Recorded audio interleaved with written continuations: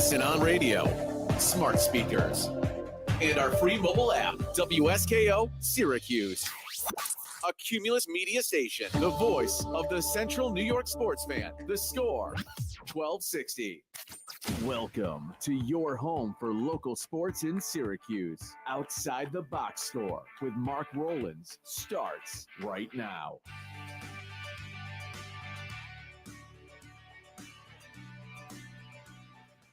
Good morning, everybody, and welcome to another edition of Outside the Box Score with me, Mark Rowlands, your home for local sports in Syracuse, right here on the Score 1260. Full house for the first time in seemingly, I don't know, year and a half. Yeah. Full house. Josh Boheim is back. Josh, how was your little sabbatical from the show? It was great, Mark. You know, a lot of golf, a lot of various administrative tasks and duties to proceed with. And it was great. It was a good time, and I'm happy to be back. Yeah, happy to have you back. Braylon, you're back. A little sabbatical last week. Had a commitment, but welcome back to the show once again. How'd the solo show go? Oh, it was great. It was great when StreamYard decided not to work, and I had to try to figure all of that out while talking solo into the void. And you vamped yourself. Yes. You had to vamp for yourself. I had to vamp for myself, which is never a fun thing to have Tremendous to do. Work. Thank you. So it wasn't great, but glad everything's working this week. Jim said in the chat, he goes, "It works." Pat also said there's lots of golf attire in the studio today. I just wear golf shirts every week. Mark's he was ready to go. I'm like, did you come from the club? You going to the club? He's like, no. I'm just dressed to impress. I just dress this way. Right. This is just how I look. It's my summer attire. Yeah, it pretty much is. So glad to have a full house today. We've got a very full show today. A lot of things to talk about. CNY Athletes of the Year were released recently, so we'll talk about that. Some TBT news. I saw that. Yeah, which I'm not thrilled about. Mm-hmm. But we're going to start the show on a more somber note. And I hate when I have to do this. It is my least favorite part of this job. The first two segments are going to be quite somber. I'm going to start with a local loss. It's two losses that have affected me greatly in very different ways. The first one is the loss of Madeline Rio, who at the incredibly young age of 23 passed away on Monday. And you might not know the name from any local achievements or anything, but she was the younger sister of one of my best friends, Robbie Rio. And it is an absolutely harrowing story of what she had to go through. Maddie, 16 months ago on her 22nd birthday, was diagnosed with stage 4 brain cancer. She ended up going to Duke Medical Center. She had many experimental treatments done. She had a very risky brain surgery, was on multiple experimental drugs, and seemed to be doing well until a complication recently that put her back in the hospital. And she ended up passing away at home, thankfully, surrounded by her family on Monday. And of course, I will mention the sporting aspect of it. She played lacrosse and tennis at Corcoran High School at the varsity level. She was coaching Valley lacrosse, kindergarten through second grade age group. She was coaching youth lacrosse even throughout her illness, which is, I don't know how she was able to do that, but she was. And she was, and I'm not going to say that I knew her incredibly well, because I didn't. Who I do know incredibly well is her older brother. One of my best friends in the world, someone I love dearly, and will be friends with for the rest of my life. And if I know anything about him and the horrible, horrible person that he is, I'm kidding. I'm kidding. He's one of the best. But if I know anything about him and how intelligent he is and how incredibly nice of a person he is. You take that intelligence and that kindness and that humor and you multiply it by 100 and you get Maddie. She's one of the smartest people I've ever met. And that's really saying something because her brother's one of the smartest people I've ever met. And she was smarter. She went to Union College in Schenectady. She was inducted into 3 honor societies. She was Eta Sigma Phi, which is a Latin Greek honor society. Of course. Phi Alpha Theta in history, and Sigma Tau Delta in English. She was studying the classics at Union College, got a degree in the classics, which, for those who don't know, is sort of Greco-Roman history, literature, dating back to Socrates, Love to learn. Aristotle. Yeah, we talked about it briefly before the show. Her degree was essentially in learning. Yeah. She just always needed to acquire more knowledge, and which is something I respect the absolute hell out of, because once I got out of school, I was like, I'm done. This is as best as I'm gonna get. Yeah, I was like, they say you learn something new every day. Maddie wanted to learn 50 new things every single day. She just had this unbelievable thirst for knowledge, and she could retain all of it. She was planning to go to Syracuse um, to get a master's degree in library and information science. She was accepted into iSchool at Syracuse University and sadly was unable to attend. But she was one of the toughest people I've ever known. I hate to say it, but a lot of the times I've talked to Robbie over the past year and a half, we're just asking for updates on Maddie. Mm. And that isn't, that's probably not the best thing I could have done as one of his best friends, and I kind of regret it, but I wanted to make sure that I was up to date on how her treatment was going, and and he told me stories of everything that she had to go through. And I mean, talking about walking through hell and back, it was unbelievable, the battles that this beautiful young woman had to fight. And I couldn't imagine like going through a third of the things that she had to go through by myself. And not that she was by herself. She was wonderfully supported by her incredible family, Rob and Nellie, her parents. Like I said, Robbie, who is Robert Rio the Fourth, and I always like to give him crap for that because he has a very proper sounding name. And her younger siblings, Tommy and Josie. Just an incredible support system. Her godparents, her Aunt Margaret, who's her godmother, who actually, when we were at Oswego, was part of the Alumni Association. Oh. So I did some work with her when we were in college. It's a family that I've gotten to know very well over the years. And I know that they are all incredibly kind, and they were all incredibly supportive of Maddie's battle. And she also, as well as going to the Duke Medical Center, was treated at University of Pennsylvania throughout 2023. Radiation, chemotherapy, immunotherapy. She was about to join a new trial, a new clinical trial called a CAR T cell trial in Seattle. She was going across the country, getting the best care humanly possible, mainly because she wanted whatever happened to her to impact the future of this horrible, horrible disease and how it's treated and how hopefully eventually it can be cured. That was what she cared about almost as much as her own fight, was making sure that anyone else who has to go through this, it will be a lot easier for them than it was for her. An incredibly selfless person, an incredibly selfless act. and they will continue to study what was done with Maddie over the course of the past 16 months.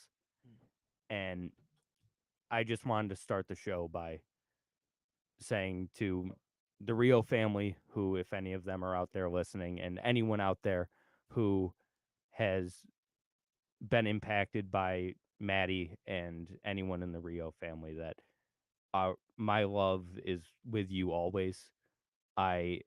You will always have my full support. And just from the amount of people that showed up to the memorial last night, and it was immense.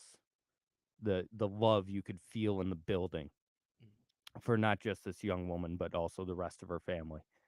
And the support and everything was just so beautiful. It was a beautiful, beautiful service last night. And I saw a few of her close friends and, wish them my condolences. And it was a tough night, and it's been a tough week, but I just needed to start the show by saying that my love is with the Rio family. My love is with anyone that was impacted by Maddie over the course of their lives, and she will always be with us. And I will be praying for the rest of the family for the rest of my life, because they are some of the best people I know. Every single person in that family is fantastic. And Robbie, if you end up listening to this at some point, I love you, buddy. I'm with you every step of the way moving forward. And hopefully he's here for the next week, so hopefully we're going to get together again and hang out like we used to do, because it's been tough because he's currently at Yale. He's a very smart guy himself. So he's down in New Haven, but he's home for the next week, and I'm hoping we're able to get together again. And I don't even care if we talk about this. I don't care, but just so he knows that I'm with him every step of the way, and that I love him dearly, and he's one of my best friends. So this has been a very tough week for me, and obviously for them, much tougher for them. And I just wanted to start the show with a shout out to the family, because they've impacted my life greatly. We do have to take a timeout. We'll come back, and it's not going to get much more fun in the next break. I'll tell you that much right now. We'll be right back here on Outside the Box Score.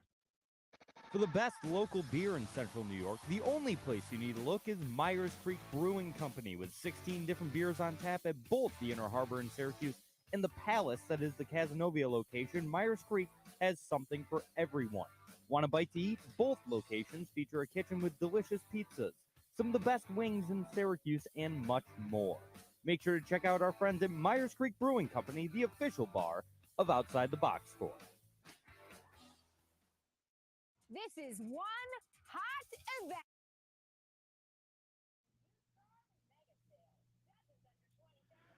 Oh.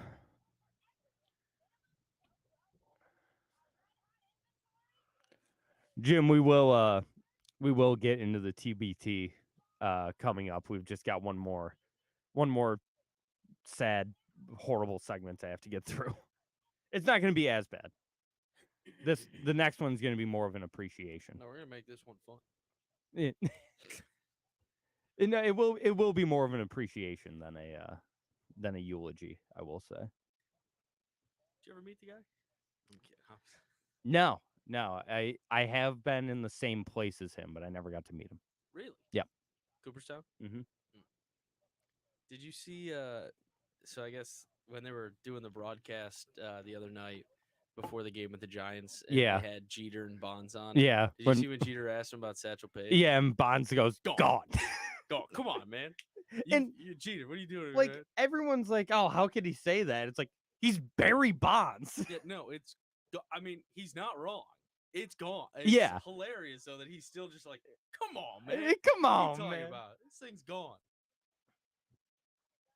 That was a fun place to watch baseball, though. Oh, Rick Wood was great. Reggie Jackson, what a hell of a speech. Oh my God. I was surprised because Reggie can get a little self-centered at times. Yeah. Especially when being interviewed, and I thought he was great. No, he didn't hold back anything. Yeah. Like literally. Yeah. Explicit, and he should have, and that's I don't think that's history. I highly doubt that the producers thought he was going to do that. No, how would you think anyone's gonna do that? Well, like just in terms of like, I think they thought it would be a good idea to ask him the question. Oh yeah, be like, so did you have a great time down Yeah. here in Montgomery, Alabama in 1955? Do you like that, Reggie? Yeah, and it's like, what do you think he's gonna say? Yeah, it was Best great. time of my life, thanks. It was 1966 This is in where, Montgomery, Alabama. Like, right. That's gonna be terrible. This is where sometimes people don't actually take themselves out of things enough. Yeah. You should be like, oh my God, we're gonna bring out Reggie Jackson. Ask him about playing here. It's gonna be great. Be like, is it? think for a second, man. Yeah.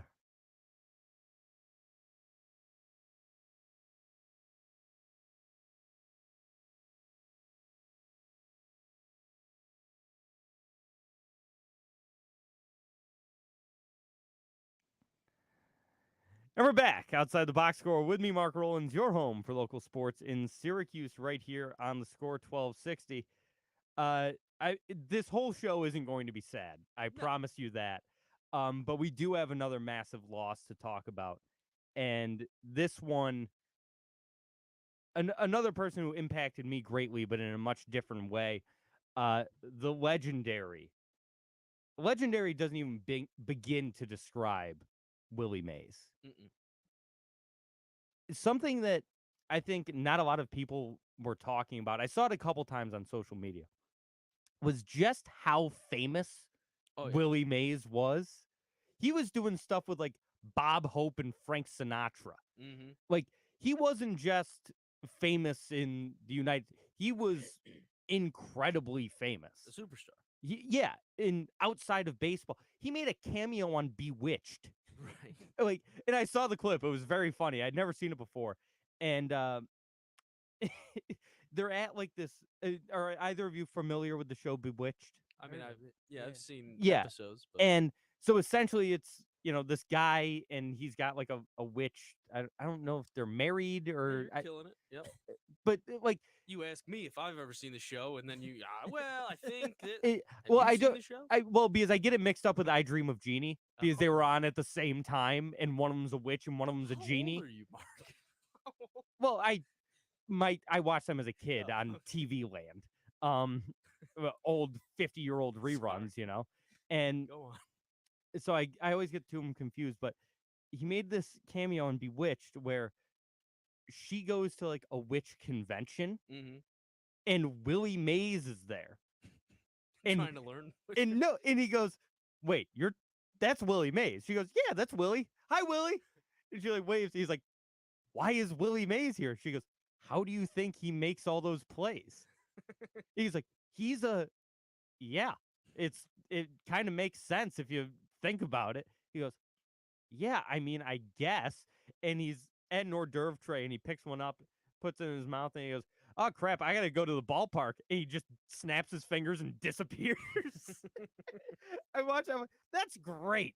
Just playing into your own, not just your own fame, but your own skill. Yeah. Just going on a show and saying, yeah, it would make sense that I would actually magic.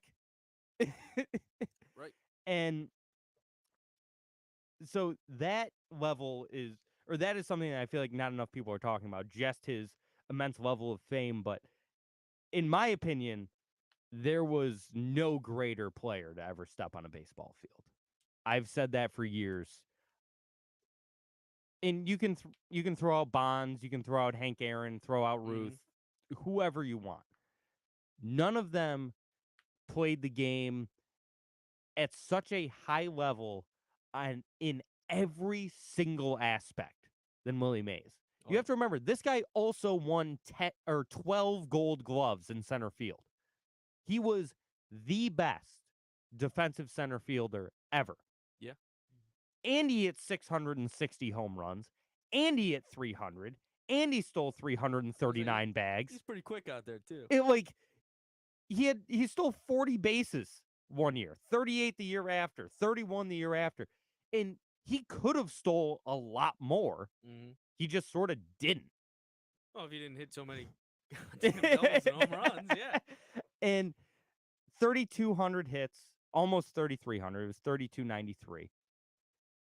You look at this, I've got the Baseball Reference page up right now, and the amount of gray and black ink of just leading the National League, leading the major leagues. He's at any point in his career, he led the league in runs, hits, never doubles, which is kind of surprising, triples, home runs, stolen bases, average on base, slugging, OPS, OPS plus, total bases.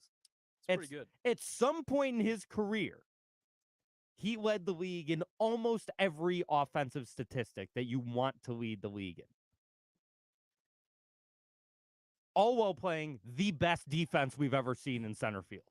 And did it for 3 years. 23 years. Yeah. Having lost a year and then almost another full year to be in the Korean War. Oh, he Yep. Yeah, okay. Went into the military. Came right back. What's his year after? Did he drop a step? Buddy. So he missed 1953. Yeah. So in 1952, how good? 1952, he only played 34 games because he left in the middle of the Okay, 52 season. Okay. So he played 34 games, was struggling a bit. Okay. It was only his second full year. He had won Rookie of the Year in 51. He had war on his mind. Goes, fights in the war, Mm-hmm. comes back in 1954. Yeah. He plays 151 games, had 195 hits, 33 doubles, 13 triples, 41 bombs, 110 RBI, hits 345 Mm-hmm. with a 411 on base, 667 slugging, wins MVP. Didn't lose a step, baby. What? And Jim just brought it up in the chat. He played 23 seasons in the major leagues. Mm-hmm. Do you know how many All-Star games he made? 23. 24. Okay. Because A little bit of a trick question. I don't like that.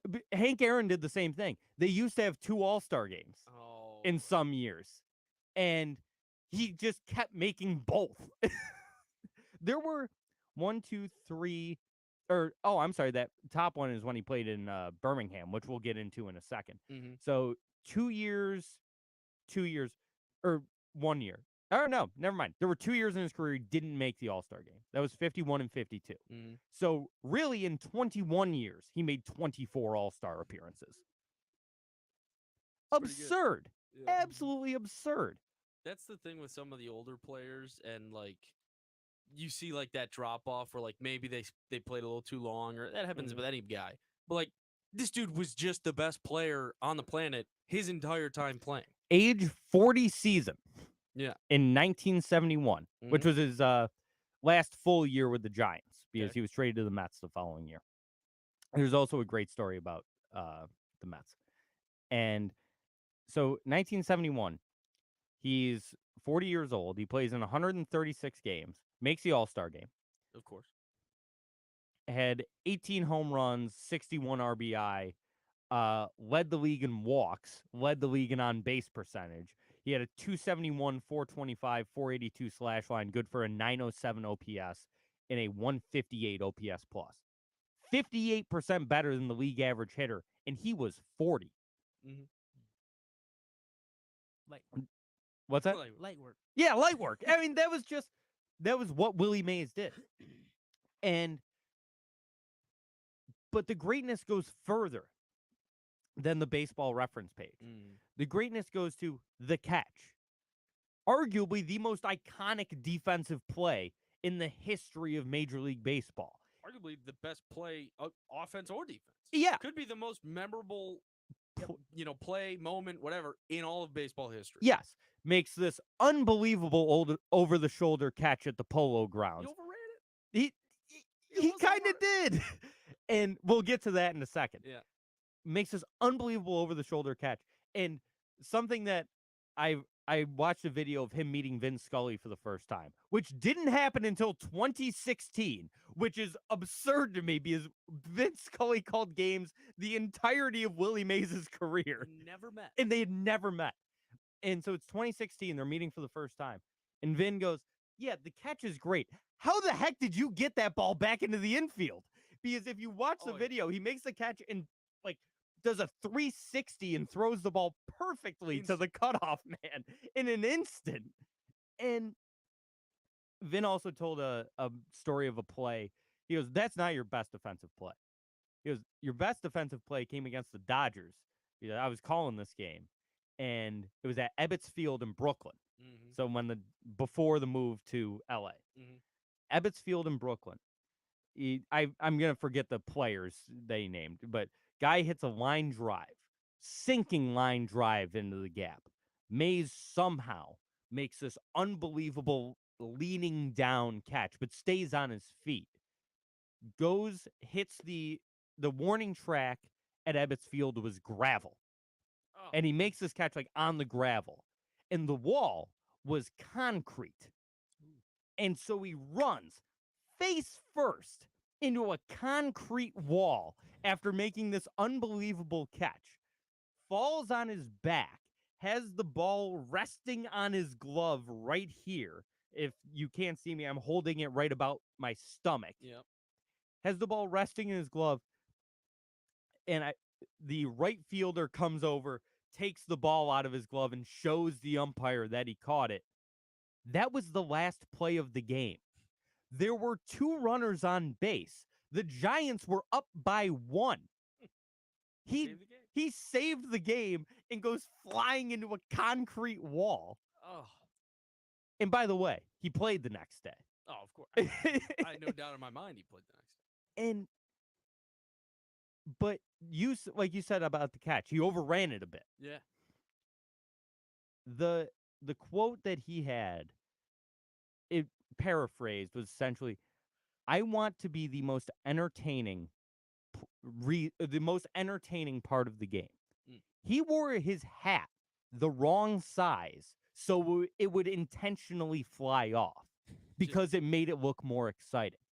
That was a showman. He would wait like an extra second when a fly ball was hit to him so he could make the running catch, so he could make the diving catch, because he knew he would make the catch. Right. He's the best form of the worst kid you play with in Little League. Exactly. Yeah. Because that kid usually doesn't make the play. That kid sucks. But Willie Mays knew that he would always make the catch. Yeah. And so he would wait, or he would like start too early almost and like make the play look more difficult. He always wanted the play to look difficult. You told me the catch was a can of corn. Yeah. He had it all day. Oh yeah. He never in doubt, because he wanted to catch every fly ball hit into the outfield, not just to center field. Yeah. Hit into the outfield. He's like, I'm gonna catch this ball. Watch me. I'm gonna do it. Freak athlete, dude.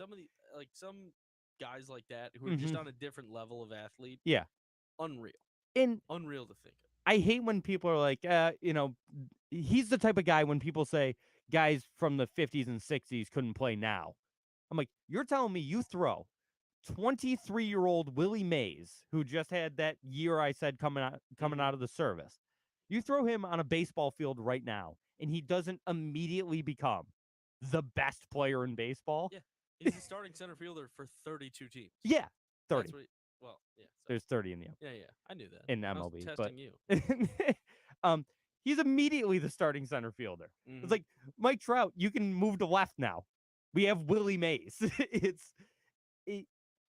And to be that level of showman while also being that great is the reason that he was that famous. Everyone knew who Willie Mays was because everyone wanted to watch Willie Mays. When my dad was 10 years old, and keep in mind, my dad was born in 1957. Okay. So let's say he doesn't really start paying attention to baseball until he's, let's say, 8, actually. Yep. So that makes it 1963. Mm-hmm. Willie Mays was already 32 years old. At that point in his career, he had already locked up being a first ballot Hall of Famer. Yeah. And my dad starts watching baseball. And he sees these San Francisco Giants teams with Willie Mays, Willie McCovey, and Juan Marichal. And my dad watches Mays play, and he goes, oh my God, this guy, he's incredible. He captured audiences all around the world. My dad is a kid growing up in, I don't know if when he first fell in love with the Giants, if he was in Utica or Syracuse, but Right. one of Central the two. New York, He, yeah. growing up in central New York, watched Willie Mays and has been a diehard San Francisco Giants fan his entire life because of this guy. And he didn't care about, well, this team's on the other coast, and, I'm only going to see them on TV, really, if they play a marquee game against the Dodgers, or eventually it would be when they play the Mets, or if they face the Yankees in the World Series. Like, baseball wasn't televised like it is now back then. There were 3 channels. So it was black and white. It was entirely different. And he could capture audiences at any age for the rest of their lives.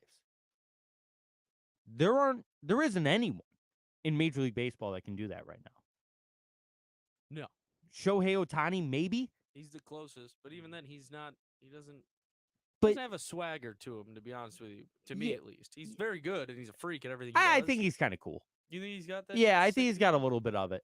I think if we're talking about that level of swagger along with the talent, it would probably be Mookie Betts. Yeah. Because he just looks so cool at everything he does. Acuna, when healthy. Acuna, He's up but there. I don't know anyone, and maybe it's because of our age, and I don't talk to younger people all that often that would be in this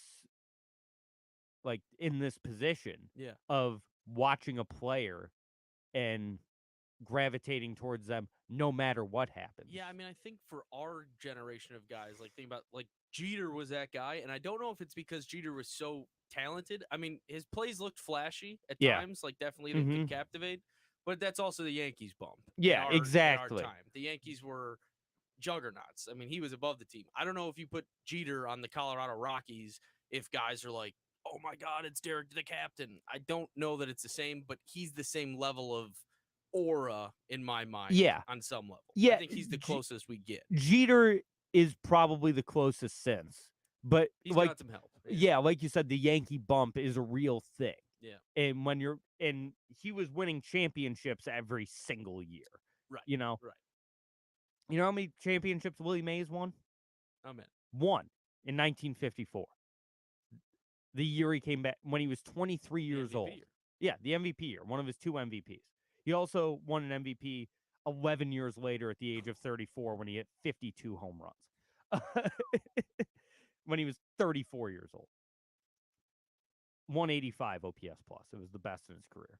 You really don't. I mean, I'm trying to think of all sports and guys who captivate like that and have Jordan? larger than life. Yeah. I'm trying to think currently. Yeah. Oh, currently? Currently. I don't know that LeBron in 03 for sure. Yeah. Had a thing. LeBron. Mahomes right now. Yeah, but people hate his family. Besides the family, But It with goes good in point, before his the- family sucks. But it's, I don't know, because I guess more so Mahomes a couple years ago. when he first Yeah, first when year he came yeah, in. that Flash pops, first yeah. MVP year, it was like, wow. Because even a guy you think about the things that Jeter got from being on the Yankees, a Tom Brady doesn't have that same vibe at all. Yeah. He has all the championships, but none of the personality, the Yep. skill, the flashiness. It's Mhm. all very plain. He Yeah. doesn't do it for me, Mhm. and not for a lot of people, I think. But Yeah, absolutely. I don't know. It's an odd question to think of that because you do have to have. I think a lot of ball players now are just so focused from a young age on just being the best, trying to get in here. This and as much as we talk about them being media trained now, Yeah. and that sucks. That's why you don't get as many just off the cuff. Be who you are. Yeah. Well, and I'm a couple years old. Sorry No, for you're cutting you good. off. I- I'm older I than was you done. guys, but when I was the Allen Iverson, AI is a great one. Yeah. And that started when he was in college Yeah. too. That was when he was at Georgetown. AI did capture the national audience. Yep.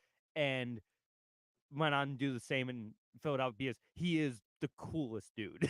Just Hear me out. the coolest man. You want to talk about aura Hmm. and bringing in people? Yeah. And totally doing it. We're talking basketball. It sounds really stupid to say. and Uh-huh. Caitlin Clark. knew it. Yeah. Dude, it sucks. I don't even like it. I don't even watch WNBA games still because it doesn't matter. It doesn't affect me, but it does. The people love it. She's filling out arenas. Jim said that in the chat the same time you did. Yeah. Yeah, it's Caitlin Clark's the closest thing, probably. We need a male athlete. But here's my point. Yeah. Is Willie Mays was that for 23 years. Yeah. We haven't seen anyone come close. Jeter's aura sort of ended in like the mid 2000s. Yeah. I would say. Yep. You know, from the 90s up until then, absolutely. 100%. But that sort of draw around Jeter came to an end. Yeah. At some point. I'd say even kind of the same with LeBron. Yeah, he had a thing. I think LeBron from 03 until like 2010. So he's on the Heat. He still has, when he goes to the Heat, he's still a massive. I'd say it's when he wins the ring with the Heat. Yeah. That's in 2013. After that, he goes back to Cleveland, and it's like a good story, but he's not the draw anymore, I feel, because that's also, you got KD coming up and all this other stuff going on in the NBA. He's not the big ticket. 2014 through 2016, Steph Curry. Yeah. Do we think about? I mean, think about that guy jumped to celebrity status, and kids are jacking threes left and right. He's flashy as hell. He's himself. He's a fun guy. Almost to himself. He's got hints of anger and badness, but that's good. That's almost why I've learned to like Steph a lot more, because he is who he is, and that's very good. Jim just brought up the winner. What? It's Tiger Woods. What are we doing? What are we? Of course, it's Tiger still Woods. Has to draw. Yeah, and that's what he said. He goes, even to this day. And yeah, because every golf broadcast that Tiger's actually in shows 65, 70% of his shots, and everyone watches still for Tiger. Go to a tournament. I was so pissed that he wasn't at the PGA last year because I would have loved to see the crowd. I followed Koepka on the last round. It's got to be the equal crowd. I'm telling you, people want to see Tiger more than they care about the winners. I bet you even on Sunday, Tiger in his Sunday red would have a bigger draw, 12 shots back, just this at the US Open, than he would the winners, depending on who it is. But even then, Tiger is a massive draw. What a great pull, Jim. Yeah, we should have thought of that. Yeah, it's obviously Tiger Woods. Yeah. But and like I said, Willie Mays, and we were, like I said, I didn't know this person, obviously, but I did see him in person in Cooperstown, and that was a very cool moment for my dad to be in the same spot as his hero growing up. Yeah. And I also want to bring up, this segment's going on way too long, but you can't shortly summarize the life and the legacy that is Willie Mays. This is a guy that played in the Negro Leagues. Yeah. This is a guy that, when I was looking at his baseball reference page, I'd forgotten that the first thing was when he played for the Birmingham Black Barons, who they just played at Rickwood Field the other night. He got his first professional hit there and had to deal with so much coming up. And he never got cynical. He never got angry. He was always the consummate gentleman. And I remember seeing a newspaper clipping. I saw a picture of it. And it was an article that when the Giants moved to San Francisco, so 1958, moving from New York across the country, he couldn't get a house. In San Francisco? They wouldn't sell him a house. Jesus. This is Willie Mays, who by then was the star in Major League Baseball. He'd already won a World Series. He'd already won an MVP. Already had 2 Gold Gloves to his name. The star, Rookie of the Year. And they wouldn't sell him a house because of how this country was back then. Him and his wife, who they were married forever and had a great family.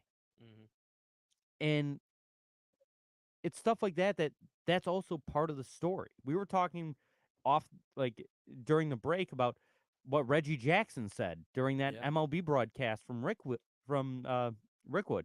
And that's so much part of the story of these great black players from this era. Hank Aaron, Frank Robinson, Willie Mays, McCovey, all these guys.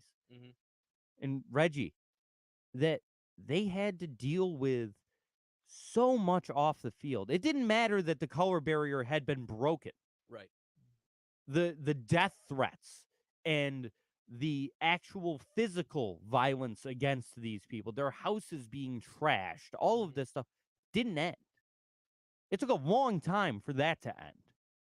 We've mentioned it before on the show too when we talk about guys like Jim Brown from other sports and even OJ when we talk about Yeah. it, but the prominence that certain black people were able to reach through sport and trying to transcend like what they did for society from that fact is really impressive, and it's sad that that's what it takes sometimes to get recognition Yeah. in this hellhole sometimes, but it's also just incredible. Yeah. And yeah, Reggie Jackson the other night was just right shooting from the hip, said it like it was, really, really like kind of eats at you. Yeah, I don't know how it you does. felt, but the entire time I'm like, God damn, like that's real. And that's what happened. And I'm glad that they let him say all that because that's sometimes I am just too. need to hear it like I am too. I'm so happy the producer just let that go. Yep. There was no trying to stop him. It's like, no, this needs to be said. Yep.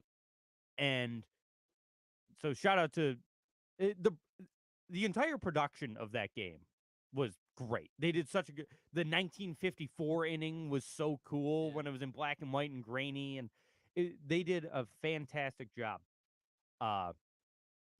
With that MLB at Rickwood broadcast.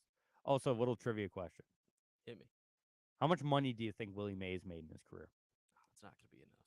I say about 600,000. 600,000. I'm going to say 1.1 million. 1.8. Okay. All right. 1.8 million. Yeah, it still wasn't enough, but yeah. He didn't make $100,000 in a year until 1966. He was 35 years old. Good for him for getting his bag at least at some point. But even then, that had to have been pretty lucrative at the time for other guys in the league. I'm gonna look up. So highest paying athlete in 1966 or something. No, I'm gonna look up a like a money converter. Oh yeah. Because I'm interested to see. So his last year was in 1973, and so $1 in 1973 is now worth $7 today. Okay, so 7 times whatever he made in 70. So that'd be 1.8 million. I'll just do that. So 1.8 million times 7 is still only 12.6 million, which is what he'd make in what? 3 months? He joined Fox Broadcasting like last night. He could have been doing this for the last 20 years. I mean, I don't know what his health was like for the since he left baseball. I'm talking about Willie Mays. So am I. Oh yeah. He could have joined a broadcast. Oh yeah, he did. He did for a while. I think. Yeah, Okay. I think he was on the Monday Night Baseball broadcast. Okay. Jim is reminding me we are so overdue for a break, but we don't take breaks here. No, that was in college when we would just ramble for 2 hours. I guess Jim bored of it. I'm sorry, Jim. But no, he does like to remind me, and Josh is throwing his headphones around. We'll be right back here on Outside the Box Score. If you're a fan of local craft beer, the only place you need to go is Myers Creek Brewing Company with 16 brews on tap at both the Cazenovia and Inner Harbor locations. Myers Creek has the best selection of locally brewed libations in all of central New York. Want a nice hazy IPA? The Velvet Fog is a must-try. More of a traditional Pilsner, how about the Floatin' on By? And for you sour drinkers, the It Takes Blue to Mango. So crack open a cold one with the official beer of Outside the Box Score, Myers Creek.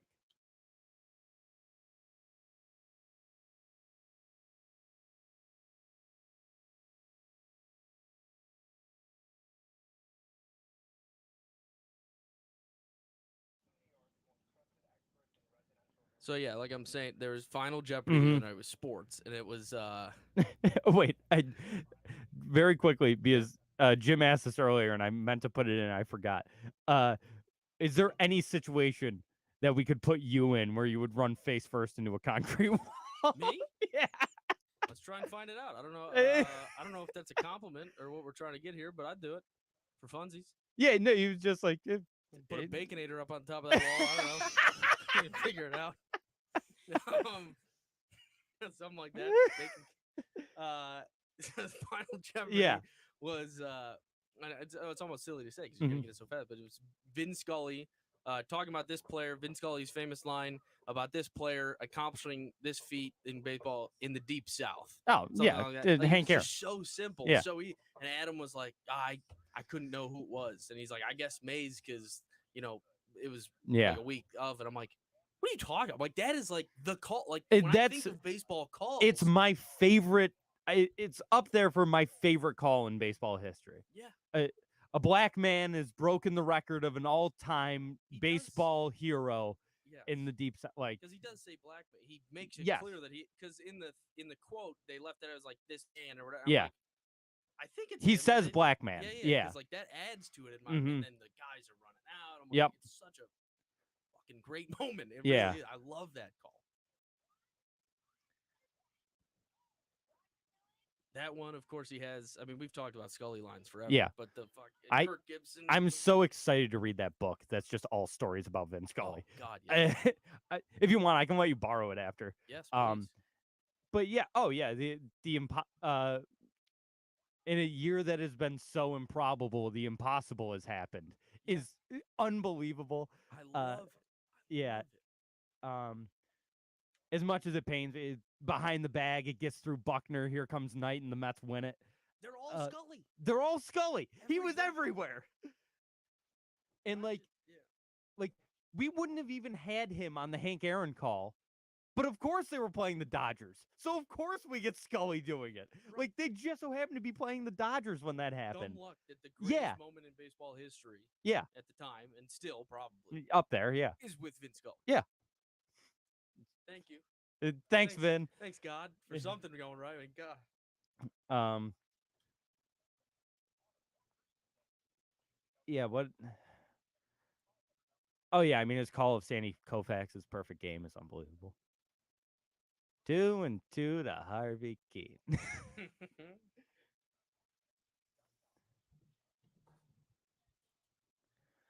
Yeah, I'd recommend looking up the it was all over Twitter when Mays died. The video of him and Vin Scully meeting for the first time is so cool. I mean, Vin is just fanboying. Oh. He was like, you were always my favorite player. I loved watching you. Like, I don't care what uniform you wore. I always said you were better than Mantle. I always said you were better than everybody. Well, when did Vin start broadcasting? Like the 50. Okay, so yeah, I think. right as Mays was coming Yeah. up and like being yeah, that's incredible. Yeah, and the fact that it took them that long to meet is mind blowing to me. But I did see someone was asking with Bonds being on the Fox broadcast and kind of talking again, and I feel like someone just asked like, "Do you feel like you've seen more of Barry Bonds lately?" And I'm like, I think it's just that, but a little bit. I'm like, maybe they're starting to get Barry. Barry wants to get back in the fold. I think he'd be a good broadcaster. He's got a great personality. Oh yeah. He fits in with that crew so much better than Jeter.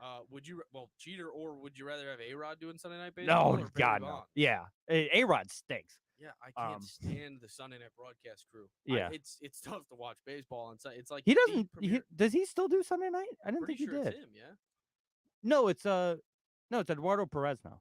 I think it's Carl Ravitch and Eduardo Perez, who's Tony Perez's son. Nothing as bad as, I hate to say it, the SU guy, Sean McDonough, is getting run through for his hockey calls this year. That's tough. Yeah, it is just.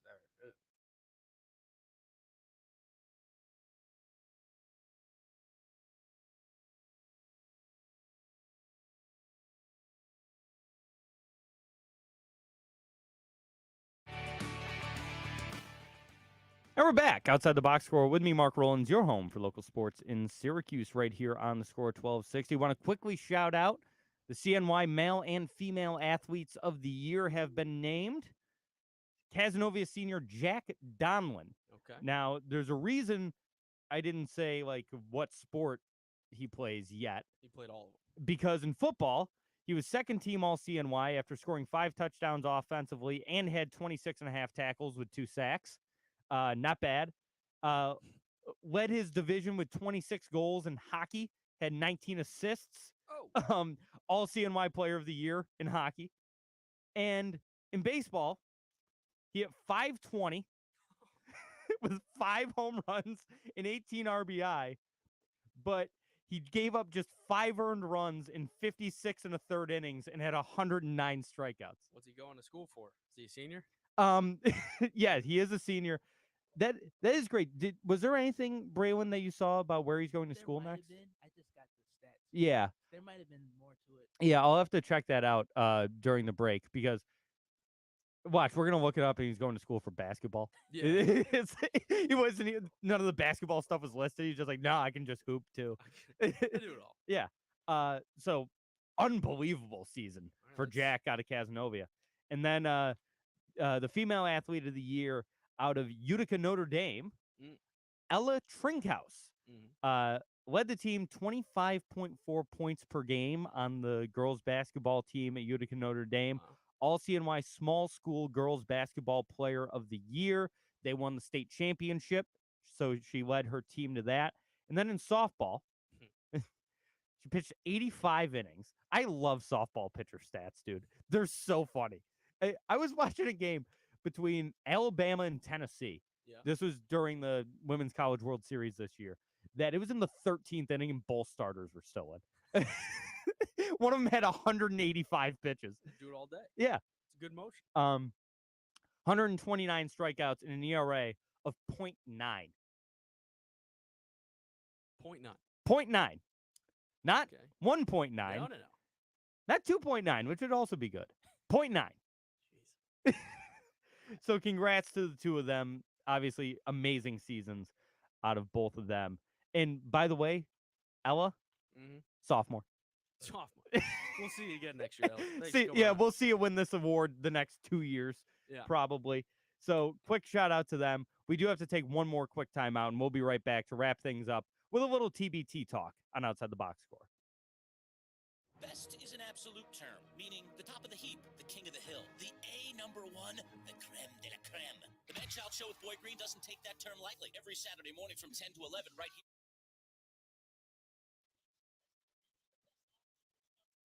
How are people so good at sports, man? No, never got me.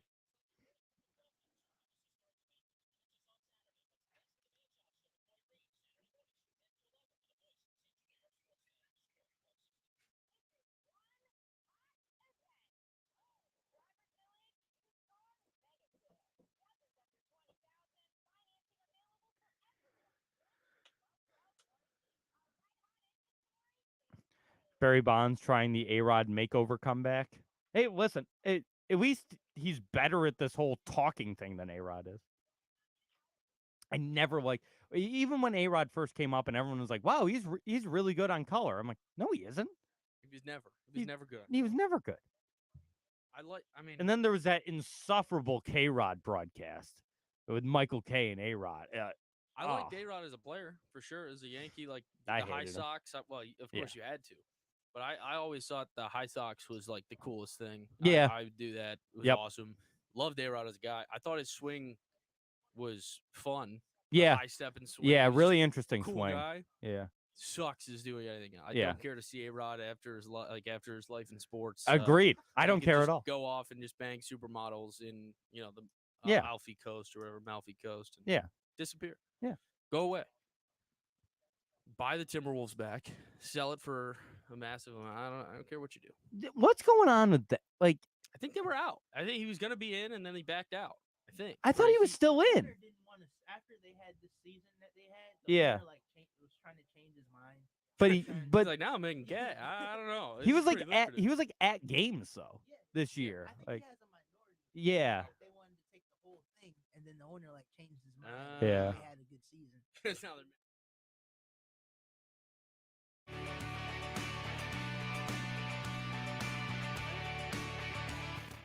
And we're back outside the box score with me, Mark Rowlands, your home for local sports in Syracuse, right here on the score 1260. Going to close out with some TBT talk. Now, around here, TBT is, I don't want to say a big deal, but the people like the TBT around here because usually there's a team called Boeheim's Army, which features a lot of SU basketball alum.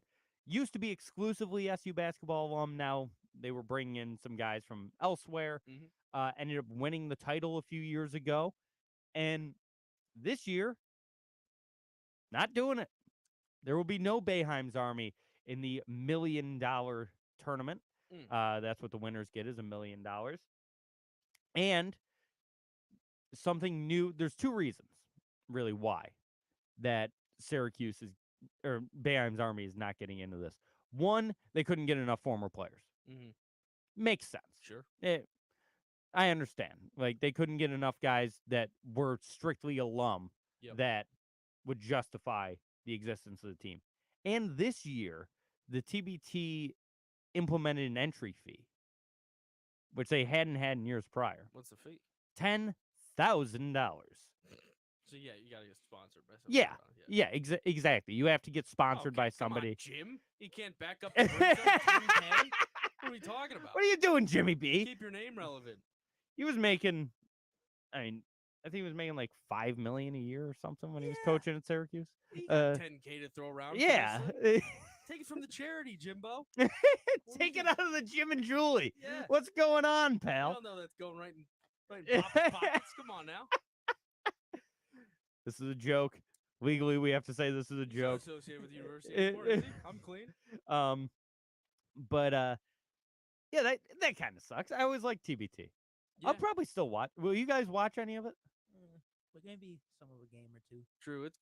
It's in the dog days. There's not much else to go on, and baseball surely isn't scheduling more day games. So Yeah. it'll be something to watch. Yeah. Yeah, I'll watch. I'll catch a game or two. You know, there's always recognizable names that play in it. You know, guys you remember from college or didn't quite make it in the pros. And if Nick Stauskas and Trey Burke get a Michigan team going again, I'm in. I'll watch. I'll watch that. Did they have that a year or two ago? I don't know. In the TBT? Yeah. They were both. They both went to the league for a little bit. Yeah. I think so. I don't know. Yeah, but I thought Trey Burke was at least out.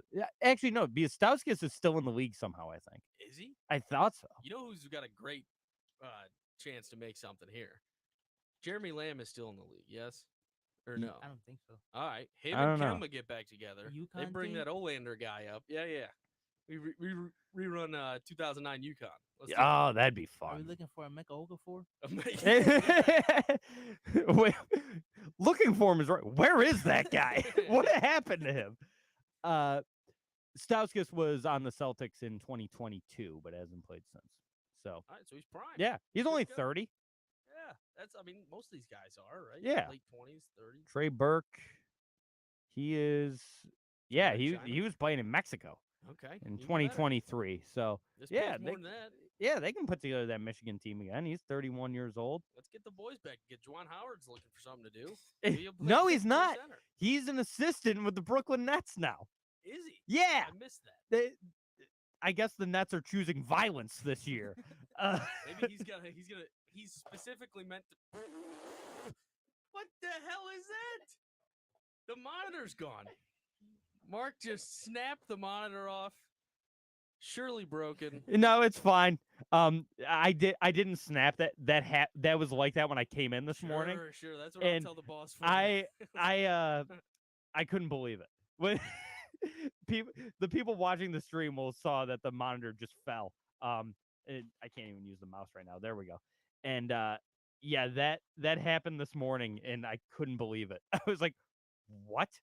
It was resting so perfectly on the thing that when I came in, I just went to grab it like I always do to adjust it. Right. Monitor just falls. It's good to get our story straight now. So that's okay. We'll Yep. go with that. And I wish I had the camera set up when that Right. happened. That way everyone would believe me. But yeah, the monitor in here it's screwed. We need a new stand for it. We just need a new monitor. Yeah. And quite old monitors. On in a here. last Juwan Howard note, Yeah. I'd like for him to just focus on Ben Simmons this year. He just gets to bully the crap out of Ben Simmons. Be like, you gotta be tough. Gotta be tough. Just physically Yeah. abusive. Yeah. Yeah. The mental's gone. He's got to get to him another way. Yeah, Hire it- Juwan Howard for that. that honestly might be it Yeah. because he will bully him. He For was- sure. and Yeah. it's gonna be fun. I want to see those like sideline cams. We got to get a young beat writer who's in there and just start befriending him. Maybe he went to Q's for us week. Yeah. I'll reach out. Yeah, We'll find somebody. we'll find somebody. Get us in the locker room. All right, folks, that'll wrap things up for this edition of Outside the Box Score. Thank you so much for listening. Thanks to Josh and Braylon for being here. We'll be back next week, same time, same channel, 11 a.m., right here on the Score 1260. Peace.